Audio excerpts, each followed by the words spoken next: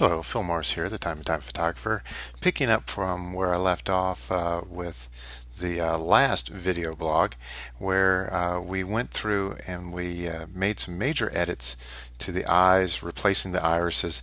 And what we're going to do this time is we're going to make them look not that flat. Right now they look really artificial, and that's probably because they don't have anything to show off any curvature to the eye. So what we're going to do is we're going to create our own catchlight for these. And I know you're not expecting much of a catchlight from a shot like this, but really adding any sort of catchlight is going to really give those eyes a very nice look to them. Now, one of the things that I did is while I was there at this location, I took a photo of their windows, because these are really cool windows. Very big, very unusual, and since this is what the light came through, this is what I wanted to photograph. Now, I went ahead and I've darkened up the foreground, I've lightened up the background, and what we're going to do is I'm going to go ahead and I'm going to crop this down, and I'm going to invert it. And now we're going to do a Command T or Control T to oops, got to select it. Command T or Control T to transform it. Now what I want to do is I want to make a curved sort of catchlight that goes in the eye. And in order to do that, I'm going to squish this down a little bit, bring it in from this side, and I'm going to click on the warp tool here and just push in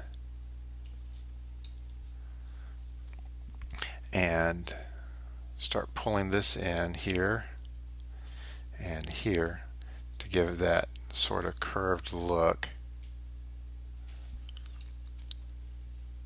Alright, that gives us a nice curve. I'm going to probably pull it a little bit more. There we go. We'll go ahead and take that, and I'm going to resize this. This is really huge, and we don't need it to be that large. And pull that down here, and let's see here. If I hold down the Option key and pull on the top, I can skew it, and I think that is probably going to be the look that we want. And let me do this, copy it.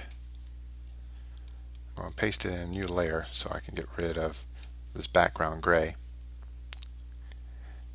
And then we're going to select it like so, and underneath Edit, go down to Define Brush Preset, and we're going to call it Loft Window. And when we switch over to the brush, it's already copied that onto our brushes. So let's go back over to our eye here, or our model, and let's make this smaller. Select white, and I'm going to do a new layer, and I'm going to call the layer Catchlight. Always do edit on a new layer. Probably need a little bit smaller, right about there. We'll click that, and we'll click that. Now, as you can see, that's really heavy, and what we're going to do with this layer, the Catchlight layer, is we're just going to lower the opacity down, and in this case, about 30, anywhere between 30 to 40% is going to probably give us a good look for that. And if we zoom out and take a look at the photos here, that actually looks pretty natural. Now next time what I'm going to do is we're going to go through and we're going to clean up some of the hair here and give her a little more body to her hair. We're not going to go through and try to clean up all the hair on her shoulder or anything like that. That's something that you really need to do on set when you're there. We can put a bunch of hair over her shoulder and cover that up. But what we'll do is we'll amp up the highlights a little bit, give her a little more body, and that will be on the next video blog.